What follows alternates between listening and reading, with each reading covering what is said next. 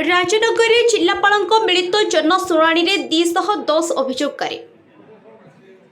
केन्द्रापड़ा जिला राजनगर ब्लॉक परिसर में राजीव गांधी सभा केन्द्र भवन जिलापाल स्मृति रंजन प्रधान मिलित जनशुणाणी कार्यक्रम अनुष्ठित हो जाए। विभिन्न दाबी नहीं 210 जन हिताधिकारी लिखित अभियोग करथिले।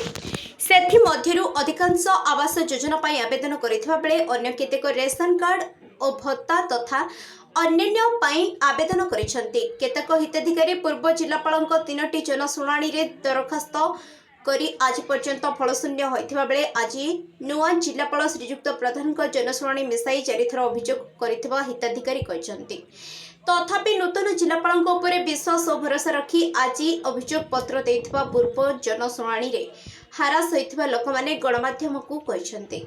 एहा छडा आहुरी केतेक लोक एसपी को और जिलापाल को मिलित भावे विभिन्न समस्या नै भेटिबाकू आसिथिले, किंतु एसपी न आसिथिबारु अतिरिक्त एसपी श्रीजुक्त धड़ को साक्षात करने अवंग होई फेरी जाइथिबा किछि पुरुष और महिला माने बाटरे आलोचना करुथिबा देखिबाकू मिलिथिला।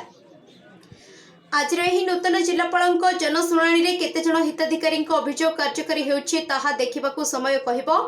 एही कार्यक्रम में जिला अतिरिक्त पुलिस अधिकारी अधीक्षक जिला ईओ श्रीजुक्त दया सिंधु परिडा एवं उपजिलापाल रवींद्र कुमार प्रधान जोगदे जनशुणाणी कार्यक्रम में भाग नहीं। एही कार्यक्रम को ब्लॉक कर्मचारी परिचालन करथिबा बेले समस्त विभागीय जिला स्तरीय और ब्लॉक स्तरीय अधिकारी माने उपस्थित रहिथिले।